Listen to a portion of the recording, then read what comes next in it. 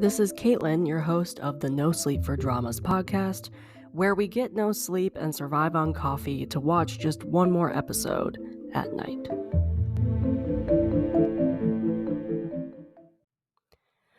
Welcome to the end of the month wrap-up, and this is the June 2024 wrap-up episode. Welcome back, and happy Pride. Well, happy end of Pride. June is now over. Hope you guys had a great Pride month. Hope you guys had a great drama watching month. I had an interesting June because honestly, I did not realize that I finished as much things as I did. And also, I'm looking forward to a lot more stuff in July than I thought I was. So, this might be a lot longer wrap-up episode than in previous episodes. Just because I have a lot to talk about. If you guys are new here, welcome. If you guys have never listened to a wrap-up episode, this is an episode I do at the end of every month, and I talk about all the dramas that I completed in the last month. Maybe I have done reviews on them, maybe not, so I just wanted to cover every show or drama that I watch.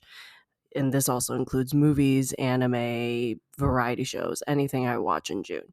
And then I talk about all of the dramas and shows I'm looking forward to in July. Now, I will preface that with I talk about the ones I'm interested in. So I don't mention every July drama that's coming out in July.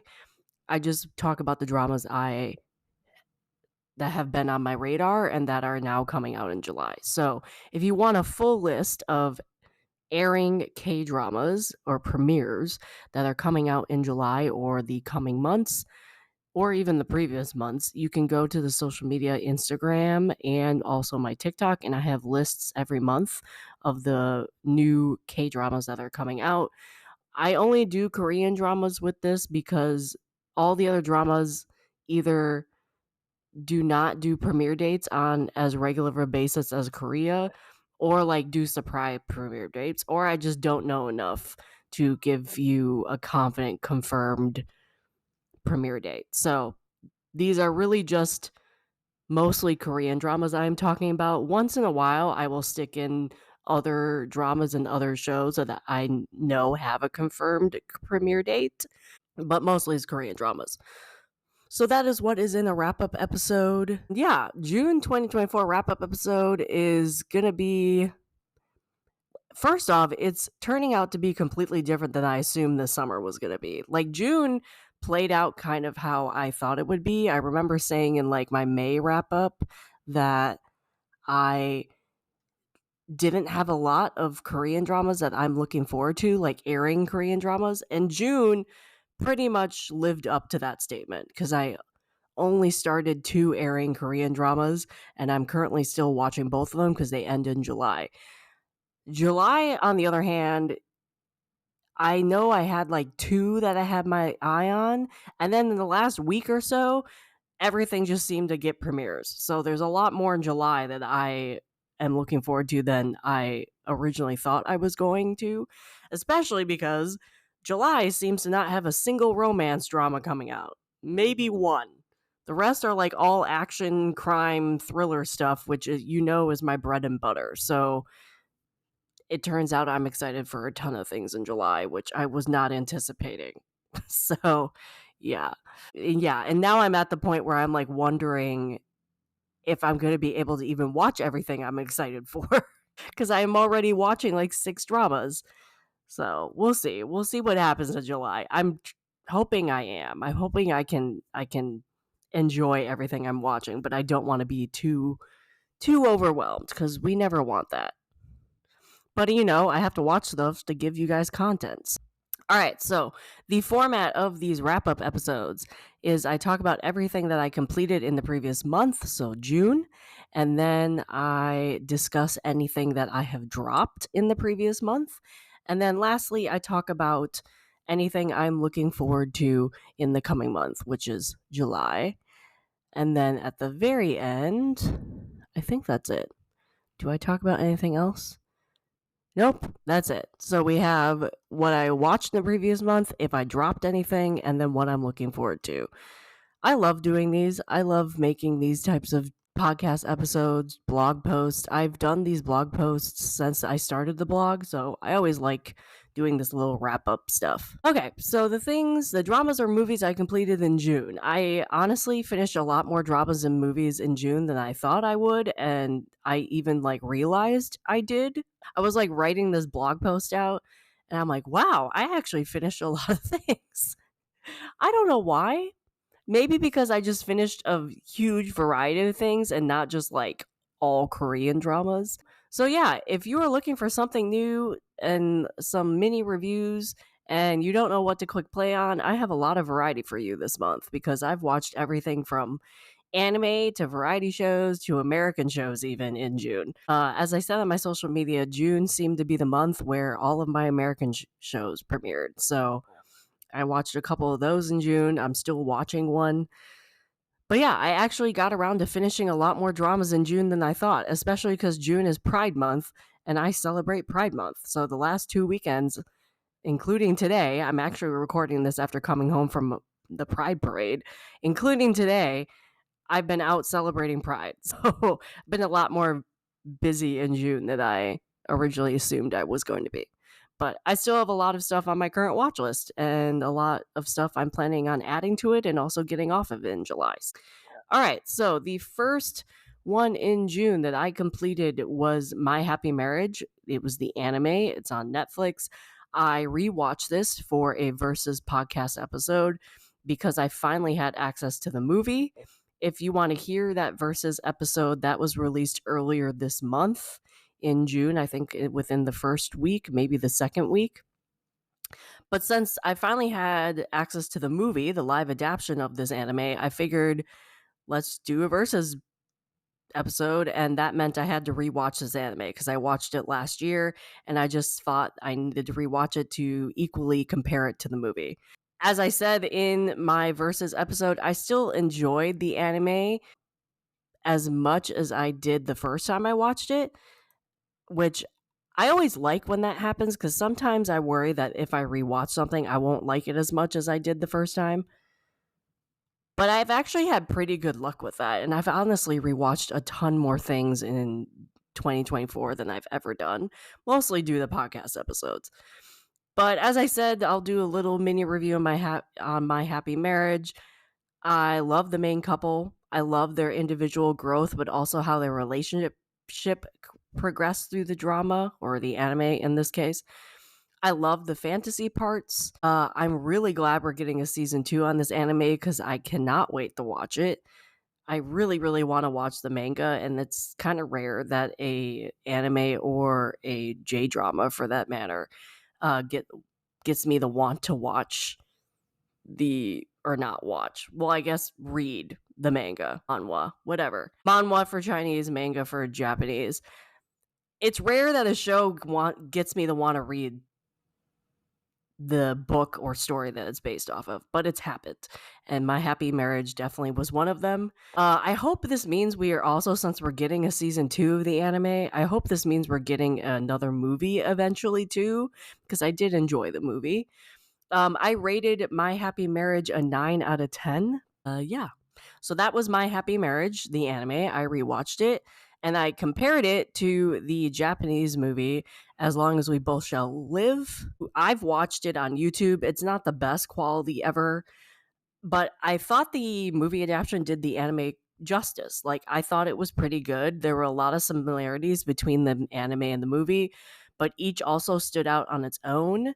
The acting was really good. I felt like the production did a really good job on choosing actors, actresses that fit the character they were playing.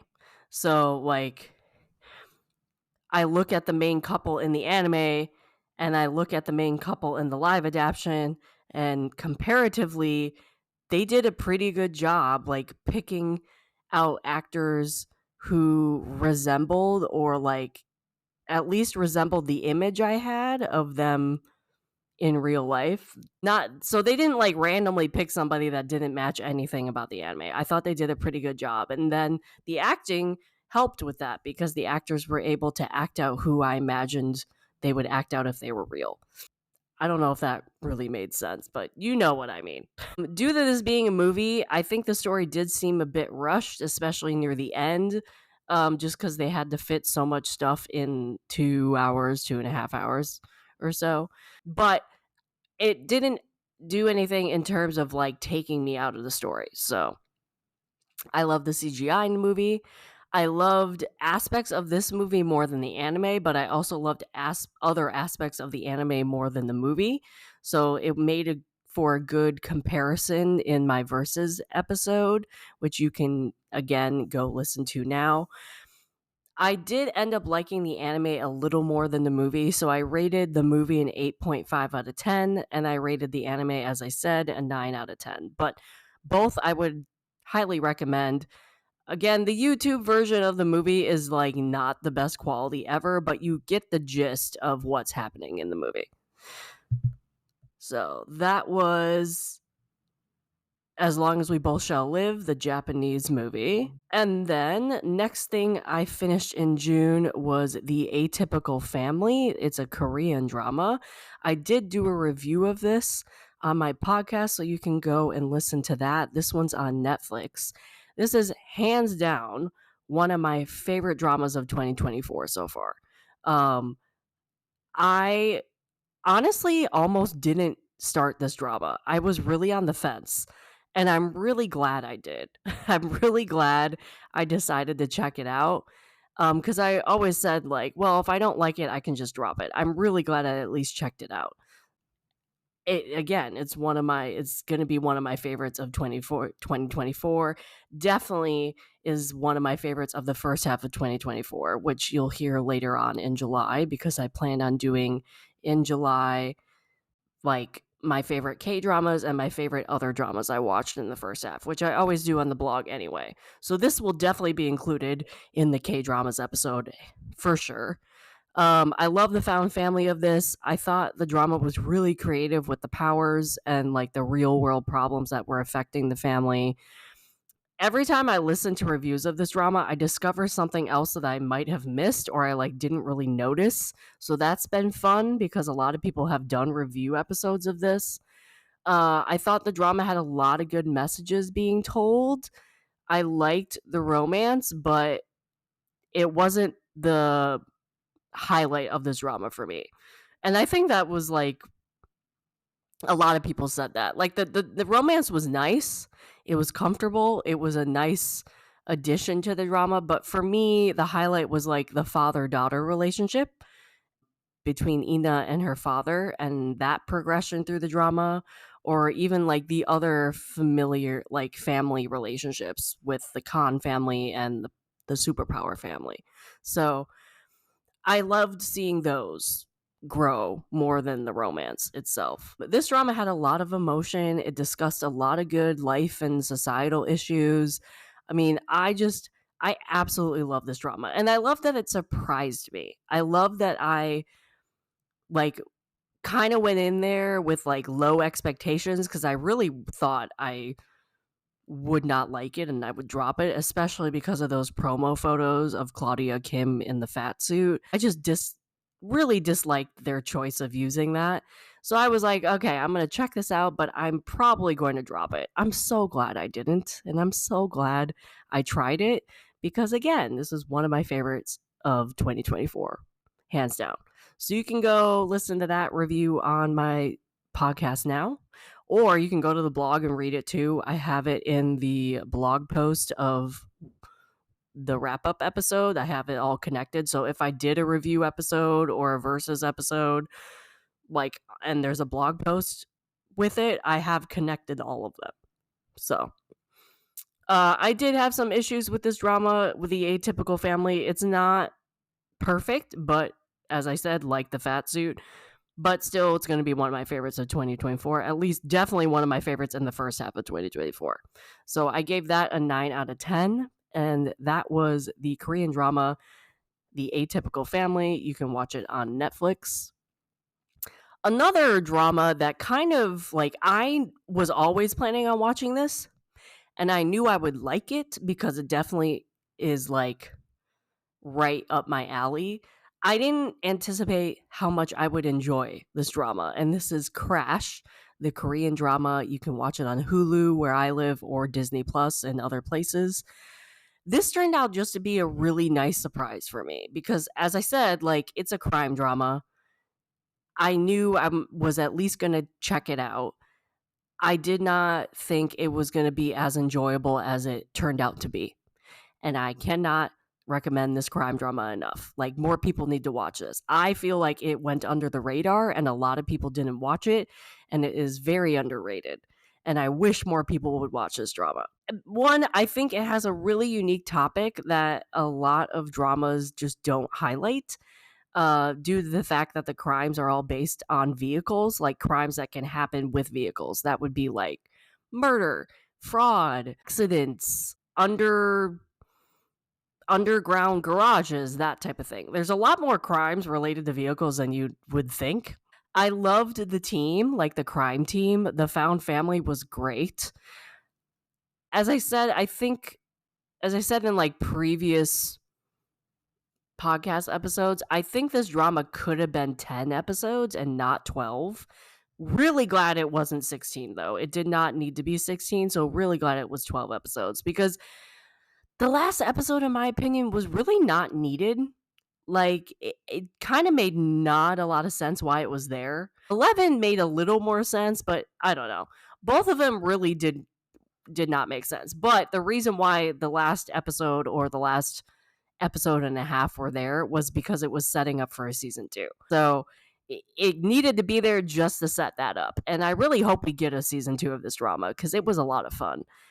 There is an overarching crime from like episode 1, 2 to the end, which I think, in my opinion, took way too much time. I wish there was a lot more like episodic crimes happening, but I still really enjoyed this drama. And I, again, thought it went under the radar for a lot of people, and I wish more people would watch it. That was Crash, a Korean drama. I rated it a 9 out of 10, as I said, and I watched it on Hulu. Okay, so the next one I'm going to discuss is the Taiwanese drama The Victim's Game, Season 1. This was a rewatch for me, and I watched it on Netflix. I don't know how many times I've mentioned this drama. Like, I have been mentioning this drama since I started the blog, and I can't recommend this drama enough. Like, I will say though, it is really dark and very gruesome. Like, they showed autopsies, they showed the killings, they showed the damage to the bodies after a death.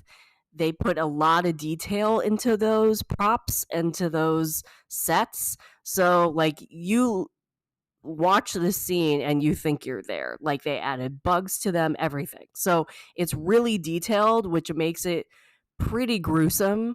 So, I would understand why people don't watch The Victim's Game, because if that's not your thing, if you can't get past like those gory details, because like the deaths themselves aren't particularly gruesome or anything, it's like the detailed of the autopsies or the details of when they find the people. That is pretty gruesome. And then the subject matter too, trigger warning for suicide and for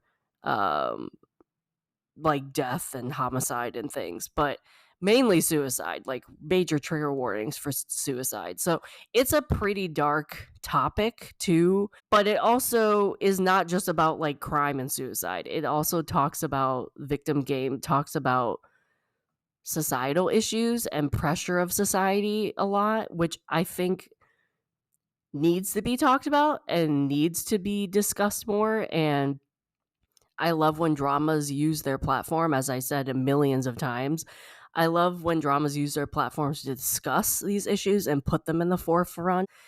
And I think The Victim's Game does that really well.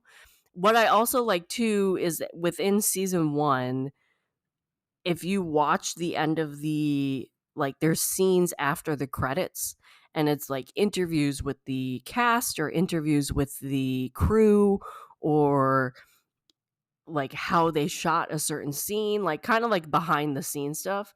And just by watching those scenes, you can tell they put a ton of research into this show and a ton of work, and they're just very proud of what they made and what they accomplished with the drama.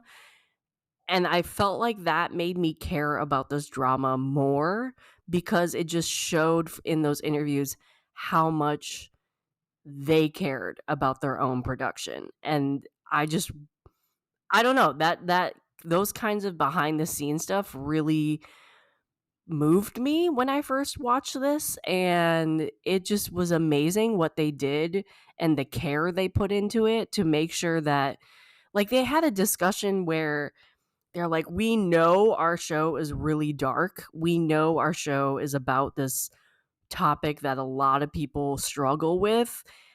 And they talked about how, and the crew, like the producers, talked about how they even discussed like not doing the show, the drama, because they didn't want to trigger anything in the audience. But they, after a lot of discussion and research, they decided that it was a topic that needed to be discussed and needed to be shown in interviews. But the fact that they like even had that idea of like, maybe we shouldn't make this drama because it could be triggering to people. Like, that is, I don't think a lot of people think like that when they make a show. So, yeah, I can't recommend The Victim's Game enough. And now we have a season 2.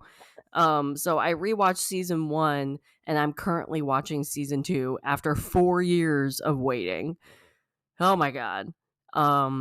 But yeah, I can't recommend The Victim's Game season 1 and season 2. I'm enjoying season 2 quite a lot too. I can't recommend it enough. It's one of those Taiwanese dramas you have to watch. But again, I understand if you can't due to like trigger warnings and things like that. But for me, it's really worth it, and the acting is top notch. Like, you have a character that has Asperger's, and I feel like they like made him a well-rounded character. It wasn't like a cliche portrayal, and it wasn't like cringy or anything. Like, they just put a lot of care and detail into how they were gonna write these characters and write these scenes and make these scenes, and they had a lot of thought, like put a lot of thought into it, and I just really appreciate it.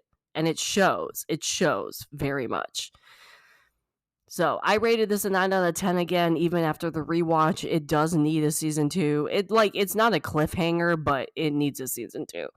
And yeah, I cannot recommend this enough. And I am currently watching season 2 right now, and I absolutely love it too. So we'll see if it's also a 9 out of 10.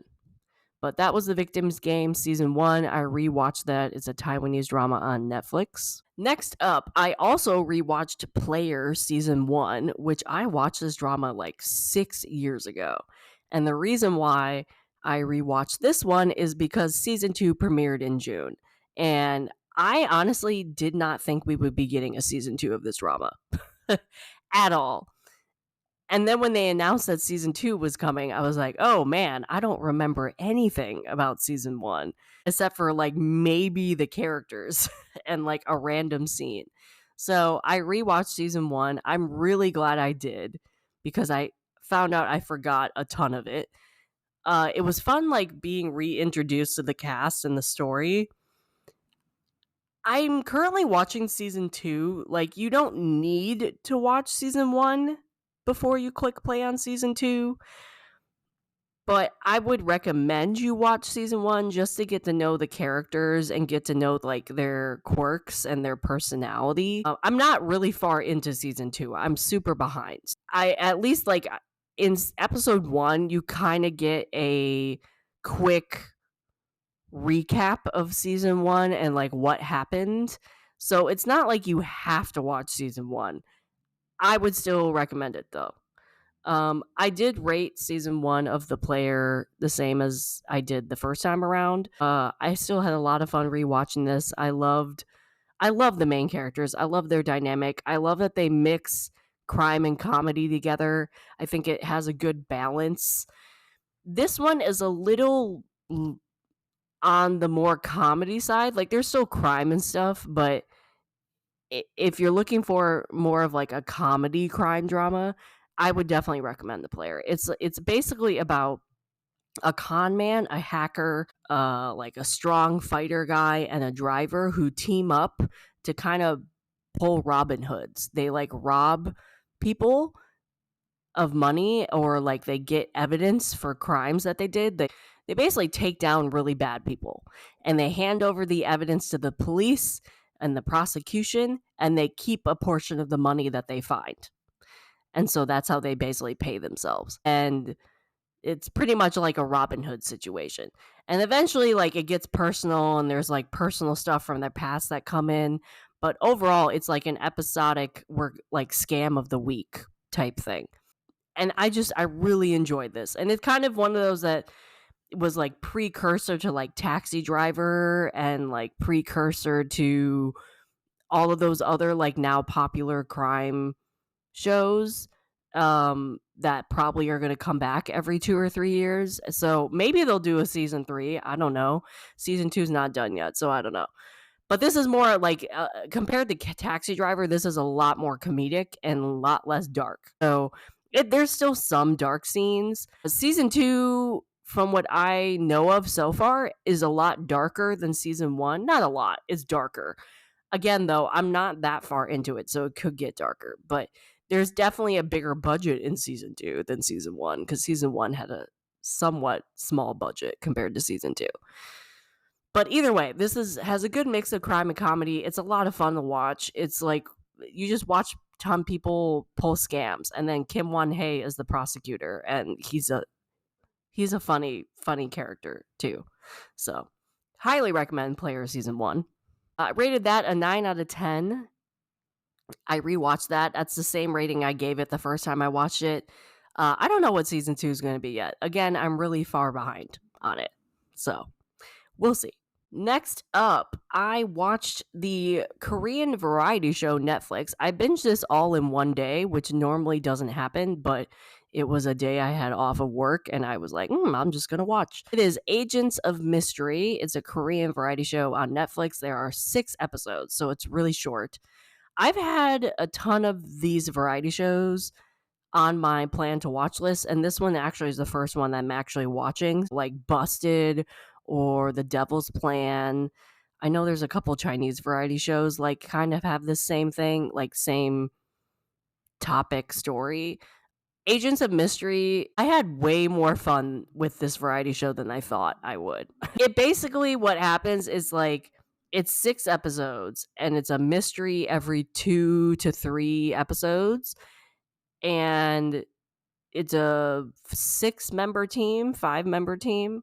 You have 5 or 6 people, variety of, there's like comedian, variety stars, actors, singers. So the group of them get together and like basically solve this make-believe crime and puzzle. This show has budget. Like one of the mysteries was they were on a submarine, and they actually like turned the entire submarine upside down. Who that was budget. I liked the fact that like I like these types of shows because I play along. I try to figure the mystery out. Granted, it's not like I could, because it was through a TV screen, obviously, but I like that I like the show enough that I tried to play along, which means I enjoyed it quite a lot. It was quite entertaining for me. The puzzles were complex and fun. Like they weren't too complex where you're like, oh my God, I would never figure that out. But it was just enough complexity where you're like impressed when a player figures it out. Because some of these people were dealing with these puzzles like it was a piece of cake, and I'm like, how did you figure that out? So yeah, it was a lot of fun just playing along. The cast had good chemistry, they worked together well. I will say the story and the script for the 3 mysteries was a little cheesy, but you can't, at the same time, it's like at least they came up with a creative story, and like acted it out and went all in on that type of stuff, like it was still a little cheesy, not gonna lie, but it would at least kept it interesting. So I would definitely watch a second season of this. I don't know if there is going to be a second season, but I would definitely watch a second season. I thought the cast the cast for sure was my favorite part because they just had really good chemistry and worked together well. So if you want something a little different for your watch list, it's really short. It's only 6 episodes. I think it's like 45 minutes an episode or something. If you want something a little different, or if you've never tried a Korean variety show, I think this is a good, like, dip my toe into this type of thing. So that was Agents of Mystery. It's a Korean variety show on Netflix that came out in June. I gave this an 8 out of 10 just because, as I said, the story and the script were a little cheesy. Also, I didn't like the fact, and maybe this is just like, I don't know the structure of like the Devil's Plan or Busted, so maybe this happens in other shows. But for me, I like when they like interview people after the mystery is done. So once they like figure it out, sometimes they'll ask like, "Hey, what did you think?" or "Who do you think stood out in this episode? Who do you think like helped you the most?" That type of thing. They didn't really do that. They kind of just cut it and then moved on to the next episode. So I wish they had done like some sort of interview thing at the end. They did interviews like during the mystery, asked so and so, how did you figure that out? What gave it away? What clue did you find? Or like, how do you like working with this person? That type of thing. But they never really did a conclusion interview. So I wish they had done that. It also was a little too short. I wish it was maybe like 8 episodes, 10 tops. Like, did not need to be more than 10. But 6 was a little too short. But I guess they were like trying to see if it would get traction and see if anybody would watch it. So I binged it in the day. It was fun. It was entertaining. It was kind of like one of those shows where you like turn your mind off and you click play.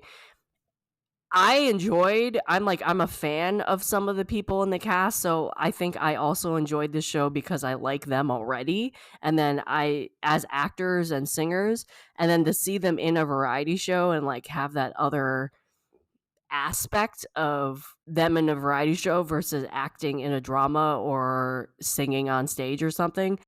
I found that interesting too, and I liked that different side of them too. So, anyway, so that was Agents of Mystery. It's a Korean variety show on Netflix. I rated it an 8 out of 10.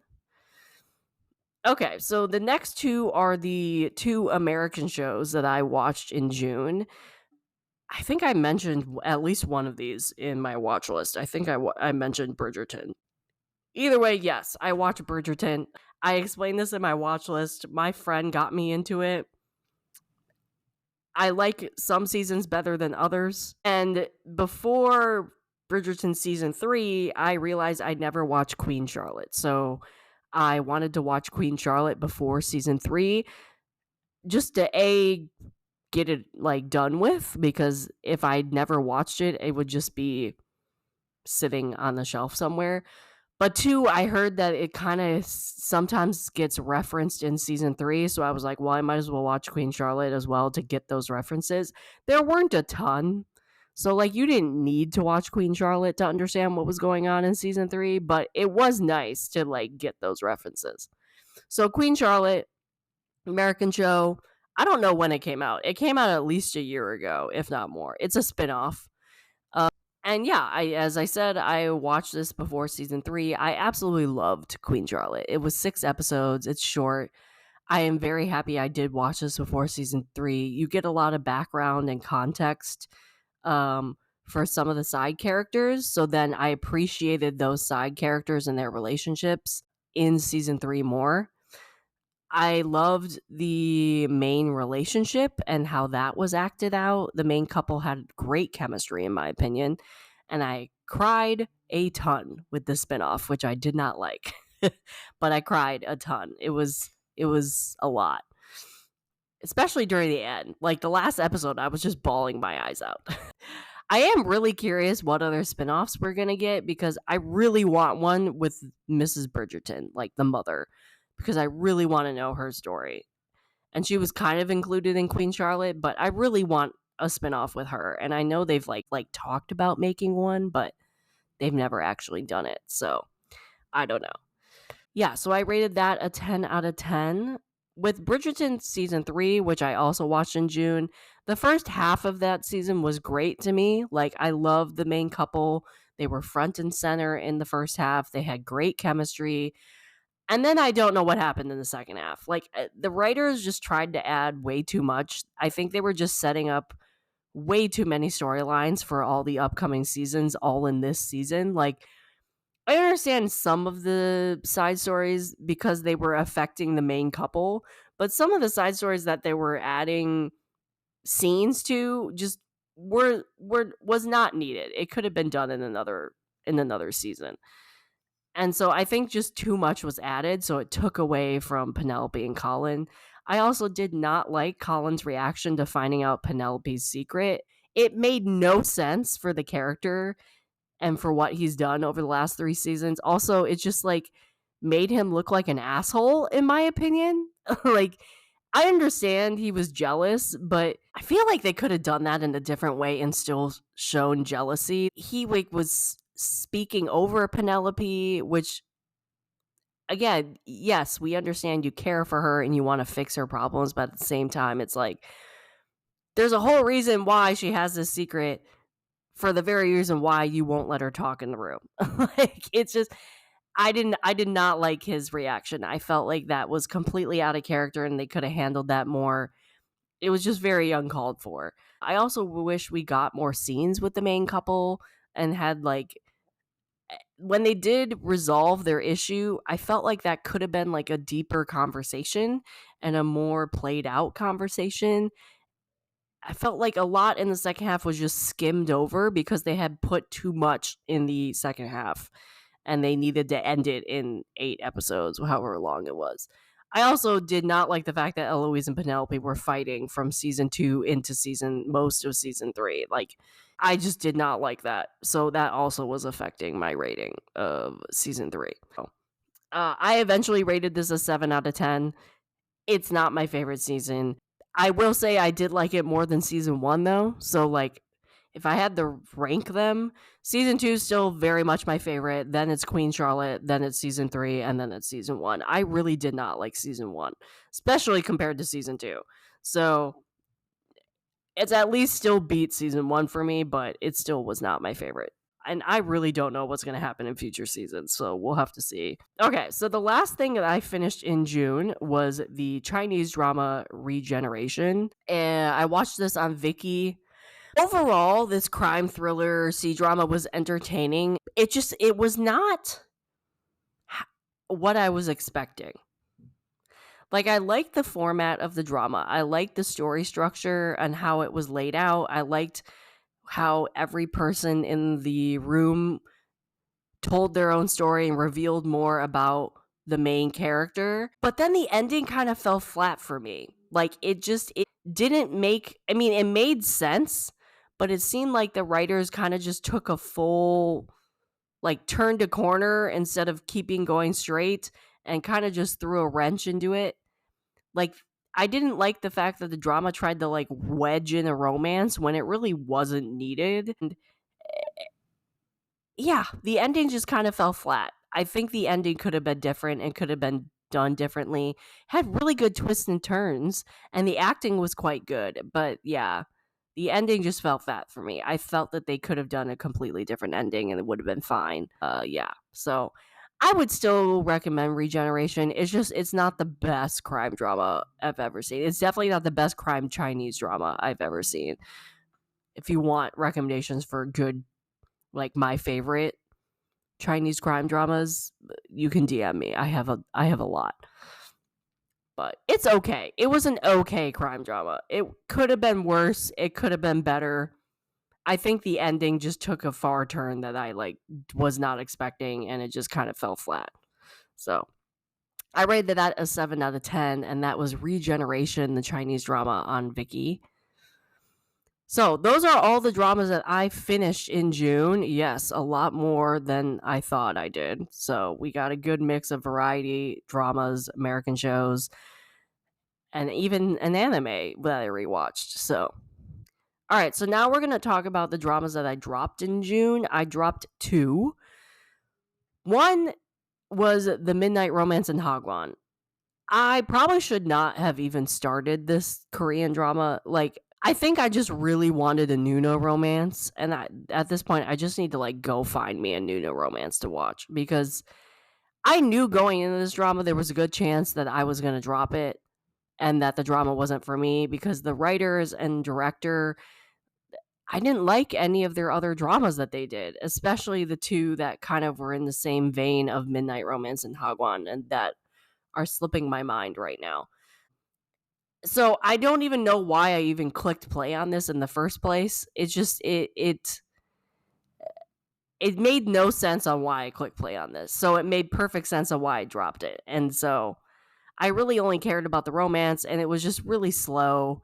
And normally, knowing myself, I don't like slow dramas. So for some reason, I don't know, I decided to click play on this, and I don't understand why it did, because obviously I ended up dropping it.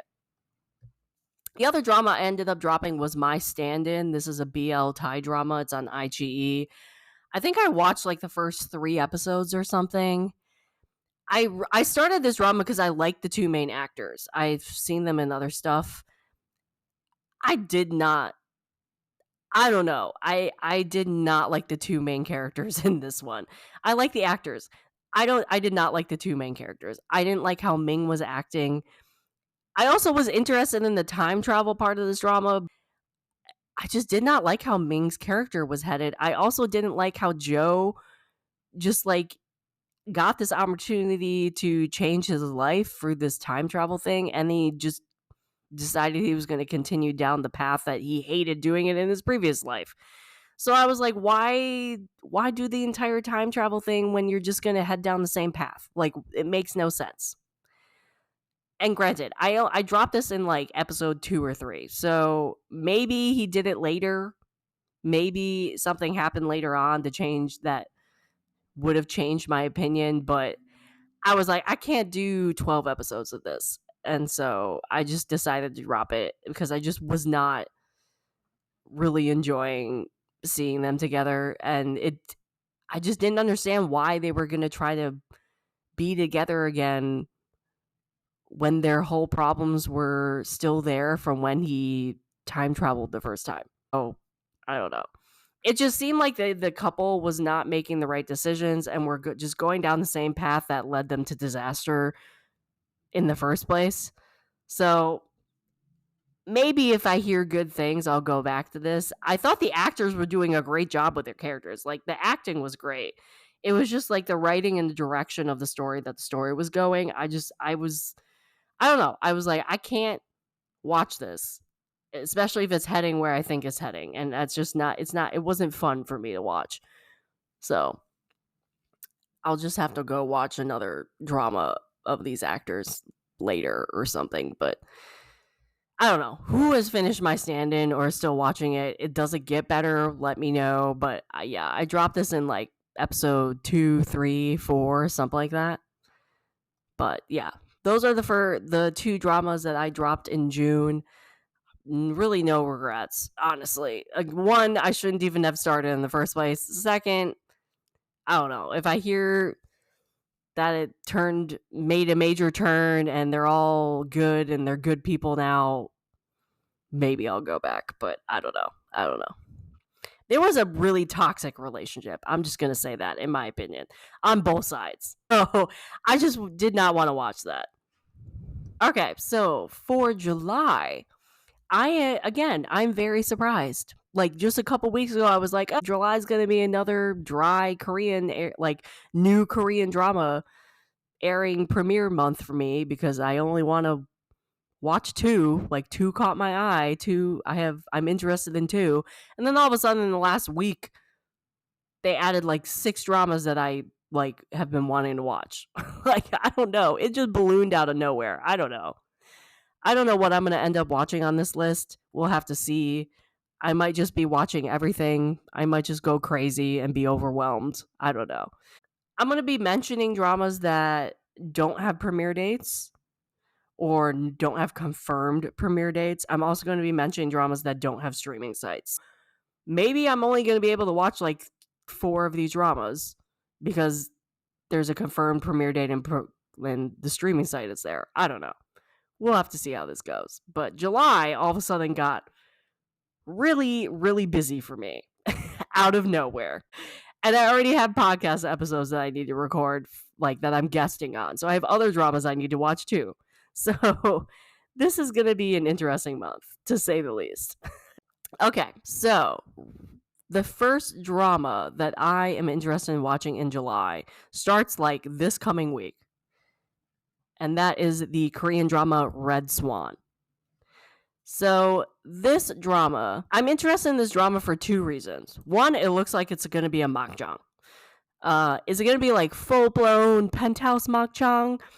I don't think so, but it definitely looks like it can go crazy and have crazy moments. Like definitely has a rich, crazy chaebol family going on. Yeah. So this is going to be premiere on July 3rd. It will be on Hulu, from what I understand. We're going to have to confirm that on July 3rd, but it's supposed to be Disney Plus and Hulu. As I said, I'm interested in this because of Makjang. I also, apparently 2024 is the Bodyguard dramas, because I have now watched 2 Bodyguards dramas in 2024. Neither one really had the romance I really wanted, so hopefully this one will have a good Bodyguard romance. So we'll have to see. I'm still searching for that one in 2024. This one has potential. I also like that the romance apparently is between like 2 older actors. The one thing I am hesitant on, though, is the 2 main actors. I don't dislike them. Sorry if you hear my cat. For some reason, she decided she wanted to finally be a podcaster and get up all in my microphone. Please hold. Anyway, I was saying I'm hesitant on the 2 main actors of Red Swan. I don't dislike them. I just don't love them. Like they don't join the cast and I may be like, I have to watch this drama. So like with Rain, so the 2 main characters are Rain and Kim Ha-neul. Rain, I just don't really have an opinion on him. I don't think I've watched enough of his dramas to have an opinion on him. I know who he is. I know he's very famous. I don't think I really have watched enough dramas to judge my opinion on him or even have one. I think I watched like maybe 1 drama of his, maybe 2. Like I didn't even watch Ghost Doctor from 2022. So I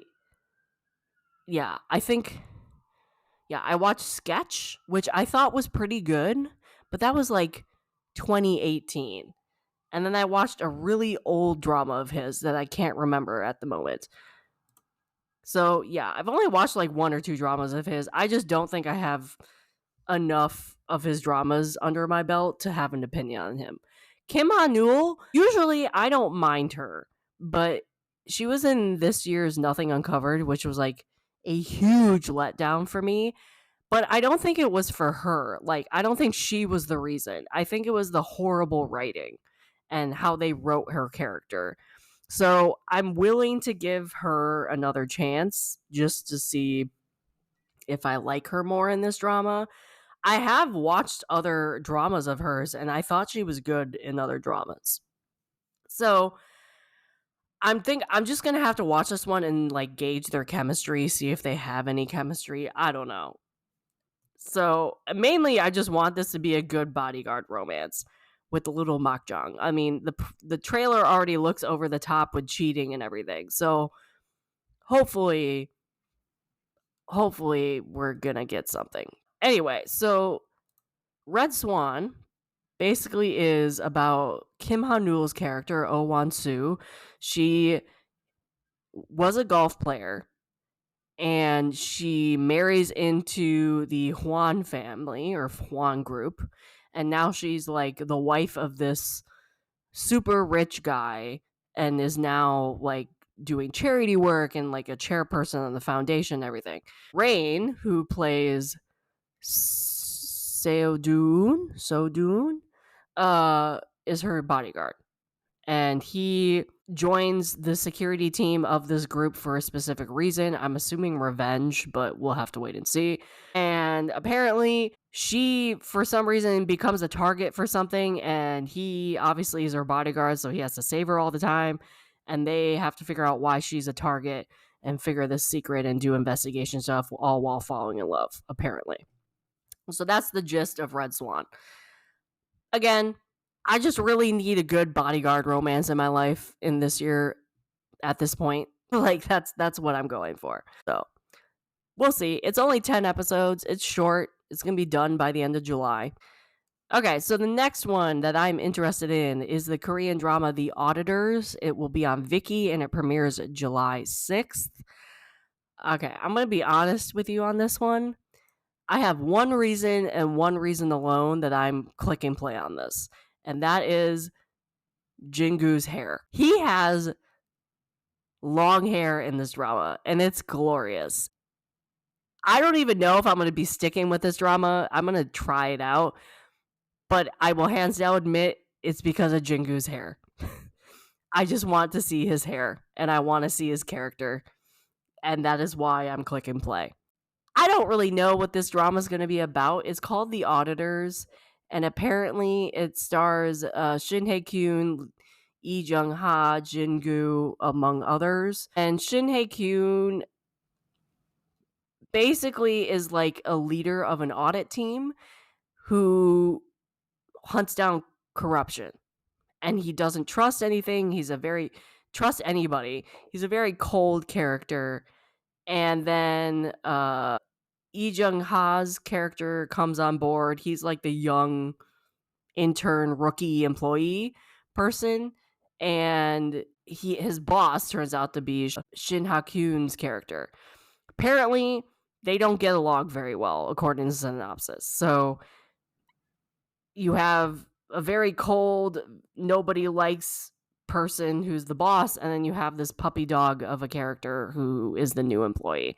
And I guess they learn from each other. And then Jingu is Hwan Dae Wong, who is the vice president of this construction company where this audit team works, and he wants to become president at some point, but he has to go through a ton of people. That's all I know about Jingu's character. I don't know if he's going to be a villain or not. If with this hair, I hope he is. I don't know. So we'll have to see. It could be a found family. It could be good, but honestly, the only reason I'm clicking play on this is Jingu's hair. I will fully admit that. I like some of the cast members. Other cast members, I have never watched them in anything, so I don't really have an opinion on them. But yeah, the jury's still out on this one. But yeah, Jingu's hair, man. That's the only reason why I'm clicking play. I can't lie. Might be dropped in the future. We'll see how this goes. But that will be on Viki. That's The Auditors. It will premiere July 6th. Next up, we have the variety show The Boyfriend. It's a Japanese variety show. It will be on Netflix. That is on July 9th. So June, as I said, is Pride Month. Usually in Pride Month, I try to watch some type of gay content, whether that's variety shows, dramas, whatever, BL, GL, whatever. I literally watched like nothing in June. So apparently July is making up for it. So this is a variety show. I saw a preview of this in June at some point, and it's a romance variety show, which I've watched other romance variety shows. I can't remember the name. Heart Signal. I watched like all of the Heart Signal ones, which you're like, Caitlin, you don't like romance. Like, you're very particular. For some reason, I ate that variety show up. I don't know why. I binged all of it. So maybe this one will work for me. I don't know. Apparently, what I can tell from the short teaser that I've seen so far, it's a like 7 or 8 people. I think it's 8 guys in a house living together, and they try to find romance. And then they get like a job, like a coffee truck or a food truck that they have to work shifts at. And if they're not working on the food truck, they're in this house. That's all I know from the preview. I love those types of shows though. Like when they stick strangers in the houses and they get relationships, like that's heart signal all the way. So I'm gonna eat this up. I hope I enjoy this one. I honestly don't think I have seen a gay variety show yet. Like I know His Man is on its third season, I want to say. I have not clicked play on those ever. So I hope other people check this one out because I really want to talk to people about it. Because, what was that one that was airing a couple months ago? Maybe a month ago. Siblings Romance. So many people I know was watching that show, and I was like, I'm missing out, and I never clicked play on it, and I really need to. I also need to watch some more Heart Signal stuff because I know I didn't watch all the seasons.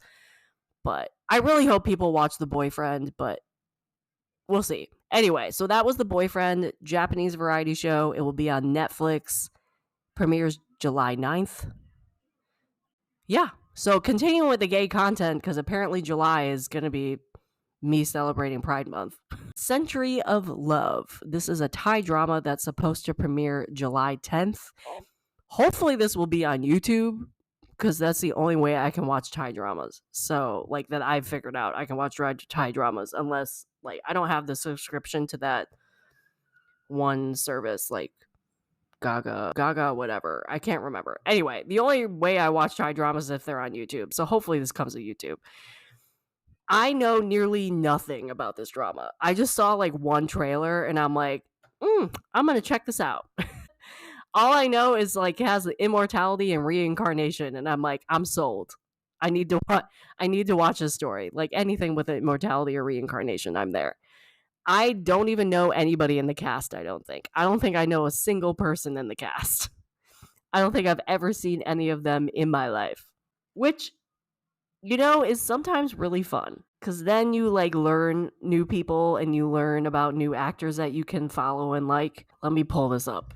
Okay, so this is Century in Love. The synopsis reads, who, and these are some, I forgot how like complicated Thai names can be sometimes. All right, I'm gonna try and pronounce this. Dao. His nickname is Dao. Dao or Yao. Dao or Yao. Anyway, he plays San, and then you have the other main guy. Is played by. Looks like his nickname is Off Road. Anyway, so Dao plays San, and then Off Road plays V.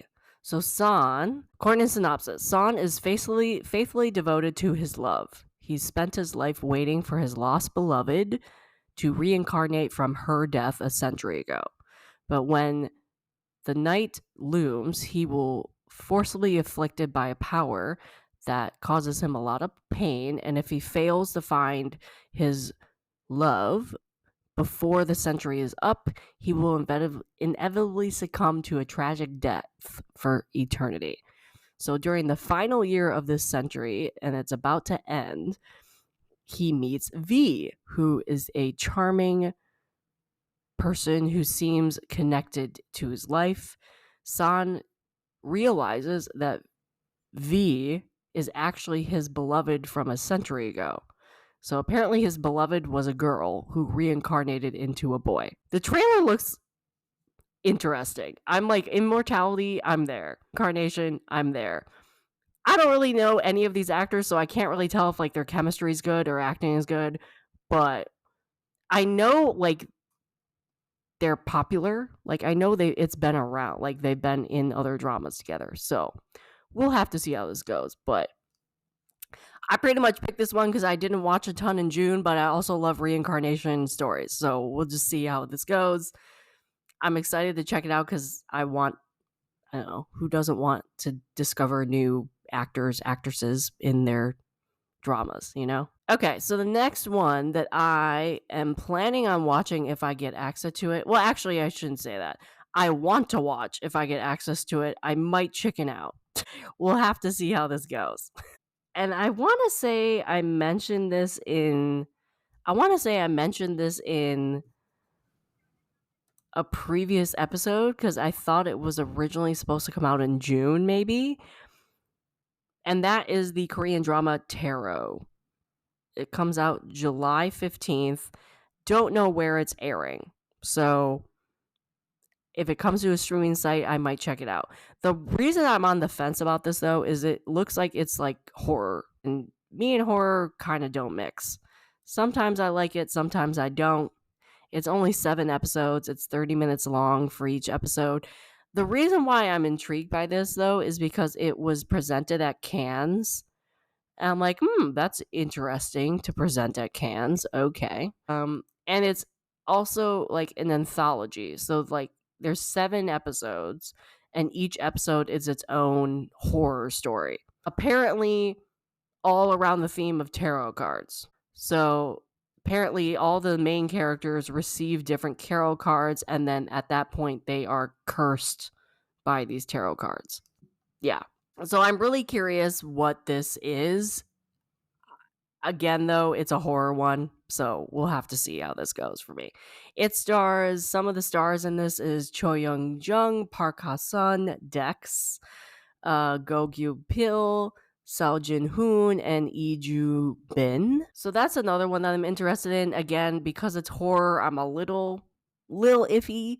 Also, it all depends if I have access to it. I might save this for October, though, too, because God knows I have so much to watch in July. Like, this might be a good binge in October. So if I get access to it, I might be saving this until October, but we'll have to see. We'll see what happens.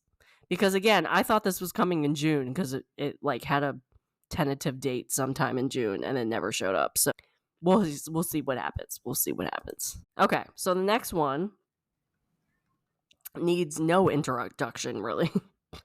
And that is Sweet Home Season 3. And I'll be honest here, I haven't seen Season 1 or Season 2, I mean. I have definitely watched Season 1.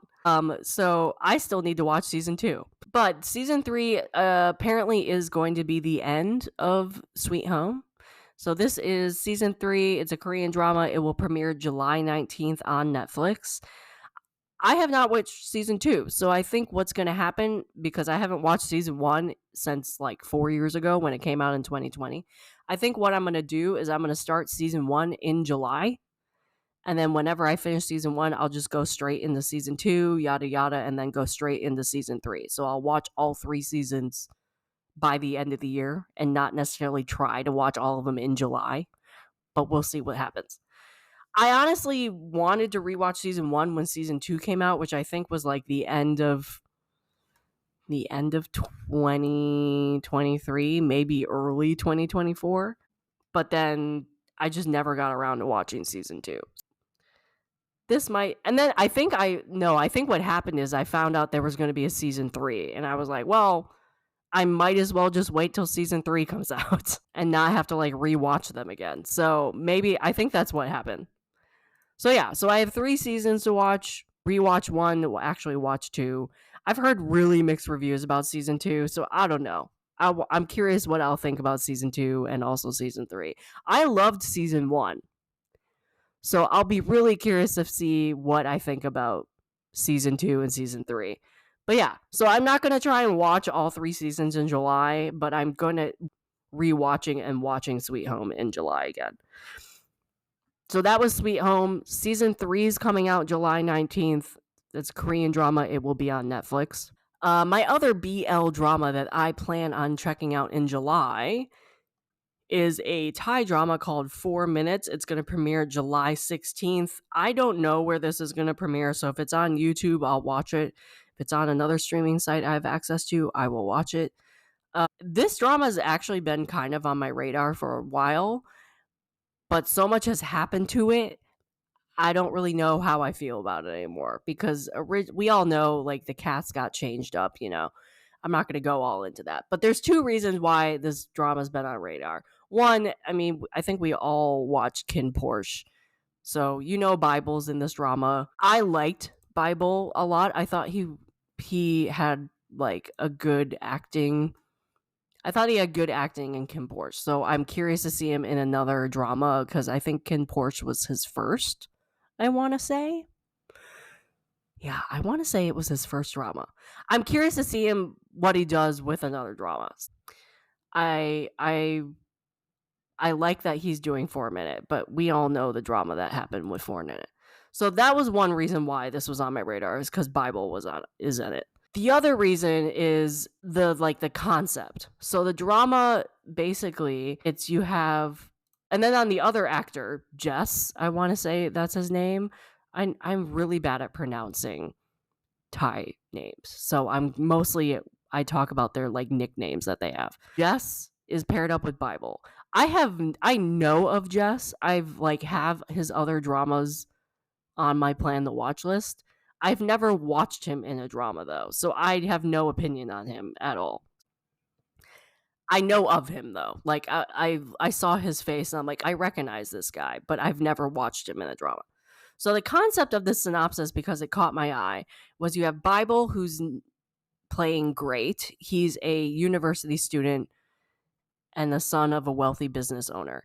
And out of the blue, apparently, he gains this supernatural power that he can see 4 minutes into the future. I don't know why it's 4 minutes. I'm just really curious on why it's 4 minutes. And how would someone use that if you like could see 4 minutes in the future? Like, is that helpful? Apparently it is to him, because he alters a lot of results of something. So eventually he meets Jess, who plays a guy named Time, who's a surgeon, and they both start up this relationship. That's pretty much the only like the synopsis I've heard of. Yeah. I'm really curious to see Bible in another drama. I'm really curious about that synopsis because I have no idea how that power is going to work out well or not well. And maybe I don't know. I mean, it's titled 4 minutes, so it has to be the right description. We'll have to see.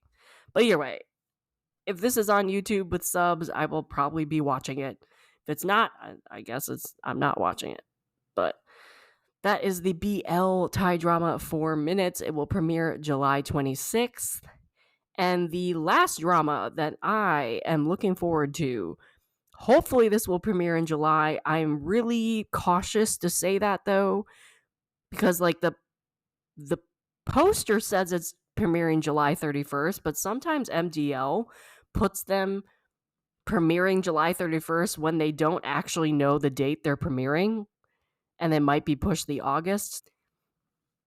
I am not like 100% confident this is actually going to come out in July, but I've been hearing about this drama for a long time, and I am very excited that it's finally coming out. The reason why, well, one of the reasons why, is because the cast. I'm just like super curious how this cast is going to go, because I never pictured this cast to be together. Mainly because they're not all Korean actors in the drama. So I'm really curious how this is going to work. So it's 8 episodes. It's called No Way Out, The Roulette. Apparently it's premiering July 31st. I'm just really not confident with that. It stars Jo Jin Woong, who plays a detective. If you saw Signal, you'll know he plays a very good detective. It stars Yoo Jae Myung, Young Jung Ha, Kim Moo Yul, Lee Kwan Soo, which I never would have pictured in a crime drama, which doesn't look like it's a comedy crime drama either. Like, I've seen him do crime dramas. I've never seen him do this type of really, I mean, this drama looks dark, like a dark crime drama. I would never have pictured Lee Kwan Soo doing a dark crime drama. He can act. I'm not saying he can't.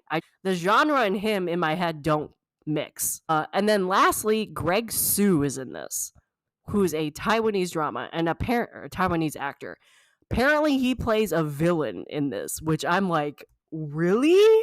I've never seen this dude play a villain before. Also, he's a Taiwanese actor in a Korean drama. So I'm super curious about his character. But yeah, I'm really curious. I'm not confident that this is going to be in July, but we'll have to see. It also does not have a streaming service.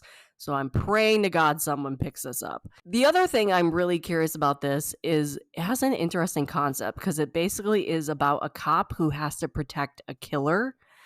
So the concept of the drama is you have a criminal released from prison, and then somebody puts a bounty on this guy's death. So then you have Jo Jin Woong, who plays a cop who has to protect this guy once he gets out of prison. And that's basically the concept. You have a cop protecting this killer, or trying to protect this killer.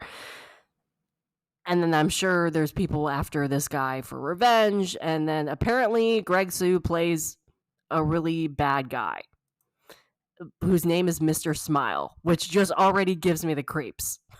He also can smile. I know. Every time he has smiled in a drama I've seen, it's been really nice. So I'm really curious how he does a creepy smile. But the fact he's just in a Korean drama, I just never thought he would be, let alone a Taiwanese actor, would be in a Korean drama. I don't know if it's ever not happened, but I would never have pictured it at all. But yeah, we'll see if this actually airs in July, if I have access to it. It will be interesting. But as you can see, I feel kind of bad for people who like are romance drama people, because at least in Korea, there's like no romance dramas coming out in July. I think I saw one, which I'm not really interested in, so I didn't put it in my list. If you check my social media, it will probably be in that list when I release it this coming week. But there's not a lot of romance dramas coming out in July. So I'm really curious how many dramas we're gonna get in August, let alone romance dramas in August. So it'll be interesting. That is about it. That is what I watched in June. That's what I dropped in June, and that's what I'm looking forward to in July. July is going to be a packed month for me. So hopefully I watch a lot and I finish a lot, because if I don't finish a lot of dramas, my watch list is going to be beefy by the end of July. I'm just going to have to. Luckily, I have no travel plans in July. I'm gonna be social. What if I just like locked myself in my apartment for the month to watch all these dramas? That would be hilarious. My friends would never let me do that though. They'd be like, "What are you doing, Caitlin? Like, you need to get out of the house." But yeah, July definitely is gonna be a month that I was not anticipating, because I thought it was just gonna be like, I'm gonna be watching like 2 airing Korean dramas. And then all of a sudden, nope, you're gonna have to buckle up, Caitlin, because you're gonna be watching like 8.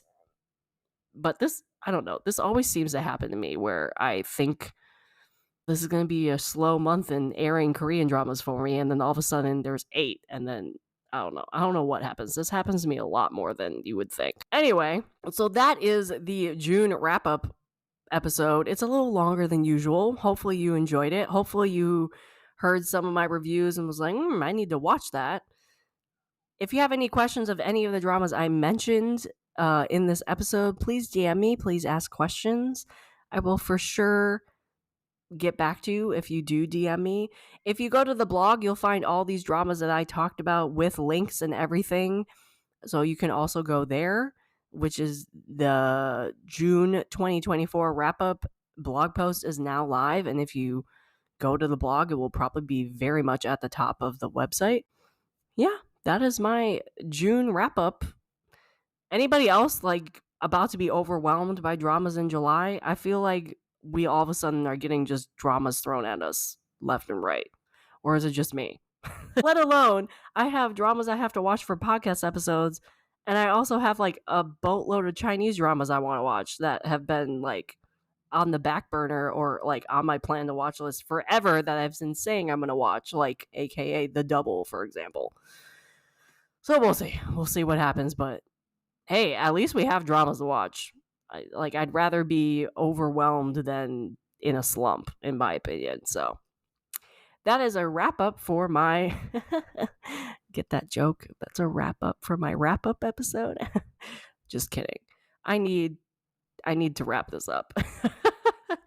That is the end of my June 2024 wrap up episode. I will see you again next month in the wrap up episode for July. I'm really curious what dramas I actually finish in July. But yeah, see you in the next episode. If you want to continue the conversations about dramas that were started in this episode, you can find me on Instagram, TikTok, and Twitter under the username No Sleep for Dramas. That is No Sleep, the number 4 dramas, just like in the title of the podcast. This podcast is also an expansion of my blog. So you can visit my blog at www.nosleep4dramas.com, the number 4dramas.com, and find multiple years of blog posts already available at your fingertips. All links are in the description of this episode.